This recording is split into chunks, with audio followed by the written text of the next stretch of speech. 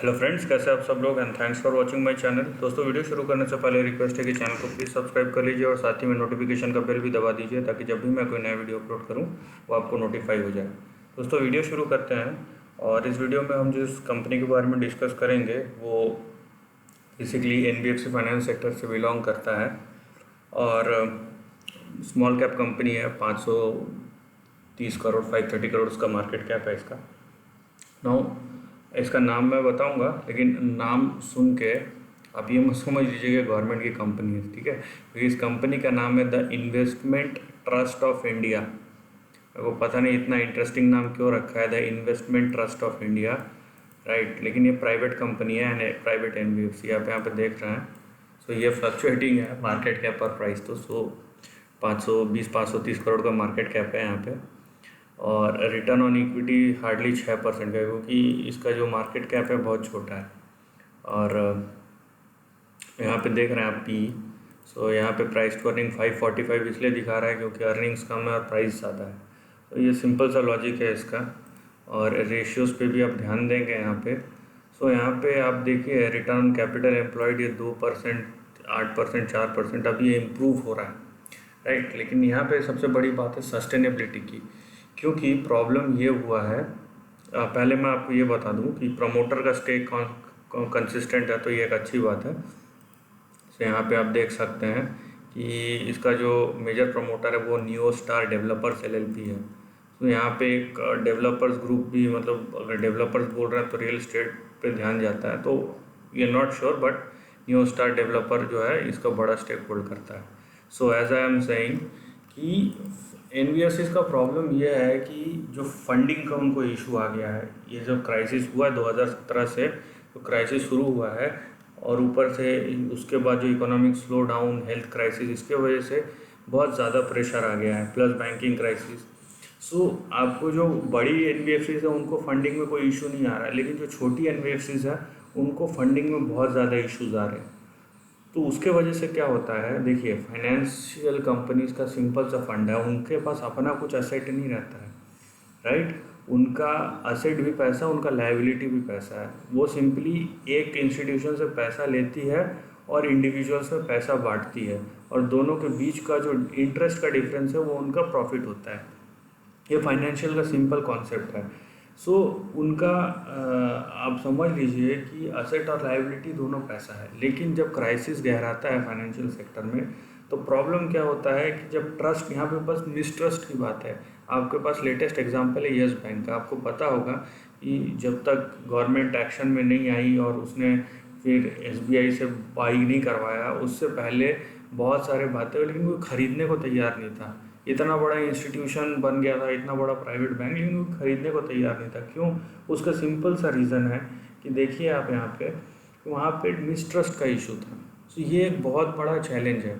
अब देखिए बहुत बार होता है कि छोटी छोटी कंपनीज इस चीज़ से, इस ट्रैप से एस्केप भी हो जाती है। यहाँ पे ये भी बात है, ठीक है। तो ये एक्सप्लेनेशन बहुत ज़रूरी था, इसीलिए चार्ट से पहले एक्सप्लेनेशन देना बहुत ज़रूरी है।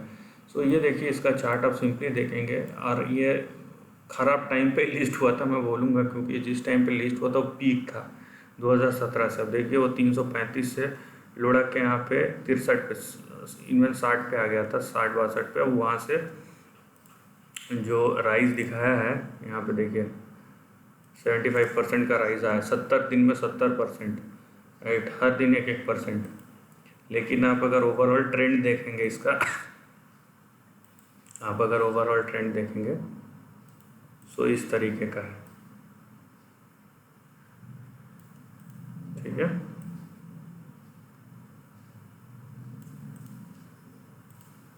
इस तरीके का कुछ ट्रेंड है। देखिए ये डाउन ट्रेंडिंग स्लोप है। सो डाउन ट्रेंडिंग जो होता है वो नेगेटिव माना जाता है, और जनरली ऐसे चार्ट पैटर्न्स में जो स्ट्रैटेजी होती है, किसी भी बड़े इन्वेस्टर अगर की स्ट्रैटेजी देखेंगे तो उन लोग जो रहता है, उन लोग क्या करते हैं, हम जो रिटेल निवेशक है वो सोचता है इतना गिर गया और कितना गिरेगा। उन लोग क्या करते हैं कि जब ये ऊपर जाता है तब उनके लिए वो बेचने का मौका होता है कि भाव मिल रहा है निकल जाओ, ऐसा। तो यहाँ पे थॉट प्रोसेस ही उल्टा है। सो हमें जो है उनके हिसाब से नहीं, जो लॉजिकल है भाई, अगर शेयर गिर रहा है तो किसी रीज़न की वजह से गिर रहा है, और आपको अगर इंटरेस्ट है और ख़रीदना है तो आपको कब ख़रीदना है, जब मेरे को दिखे कि ट्रेंड चेंज हो रहा है, उससे पहले नहीं।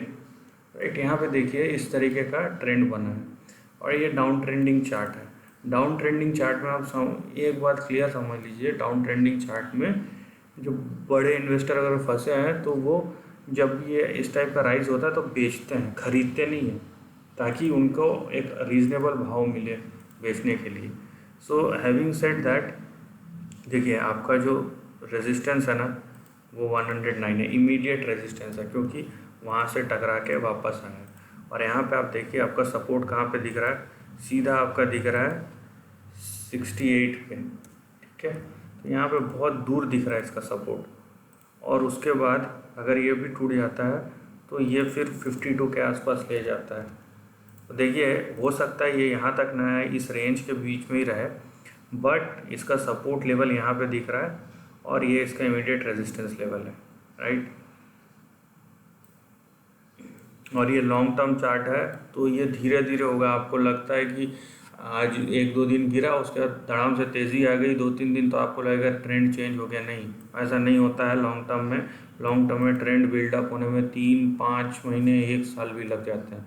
सो यहाँ पे अननेसेसरी एक दिन में क्या हुआ, आज क्या हुआ, परसों क्या हुआ, 1 घंटे बाद क्या हुआ, सो ये अननेसेसरी चीज़ें अगर सोच के आप लेंगे तो आप at the end of the day पैसे लूज़ करेंगे। राइट, हैविंग सेड दैट, यहाँ पे देखिए 109 का रेजिस्टेंस है, अगर ब्रेकआउट होता है यहाँ पे तो ये 123 तक जा सकता है, ये 123 तक जा सकता है। अब हम कब मानेंगे कि ट्रेंड चेंज हो रहा है? राइट, कब मानेंगे?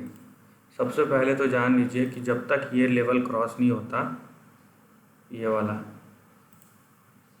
ठीक है, तब तक कोई भी नया ट्रेंड शुरू नहीं होगा, क्योंकि ये इसका पिछले बार हाई है, जब तक क्रॉस नहीं होता, मतलब 350 का लेवल जाके क्रॉस नहीं होता, उसके ऊपर सस्टेन नहीं करता।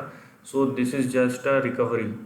ठीक है, ये कोई ट्रेंड चेंज नहीं है, तो इससे ऊपर जाना पड़ेगा। यहाँ तक भी चले गया तो भी वो रिकवरी ही है। ठीक, अभी अगर ये 123 अगर क्रॉस हो जाता है, सो नेक्स्ट जो आपके पास आएगा रेजिस्टेंस, वो आएगा 160 के आसपास।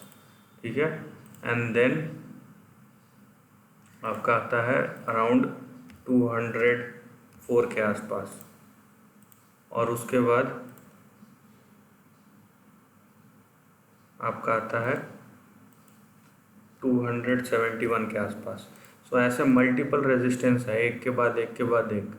ठीक है, उसके बाद ये 350 का, और 350 के ऊपर जब जाएगा तभी हम बोलेंगे ट्रेंड चेंज हो गया है। उससे पहले कुछ नहीं, उससे पहले जस्ट करेक्शन, एक डाउन ट्रेंडिंग चार्ट, मतलब नेगेटिव चार्ट पैटर्न, और उसमें जो भी हो रहा है वो करेक्शन हो रहा है।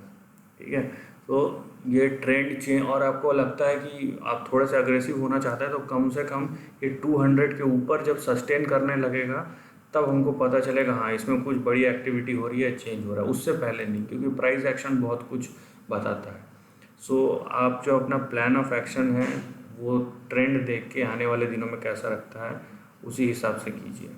So this is the end of the video दोस्तों। वीडियो पसंद आए तो लाइक और शेयर कीजिए, थॉट्स कमेंट सेक्शन में लिख के बताइए, और ऐसे ही नए कंटेंट के लिए चैनल को प्लीज़ सब्सक्राइब कीजिए। Lastly, take care of your family and friends.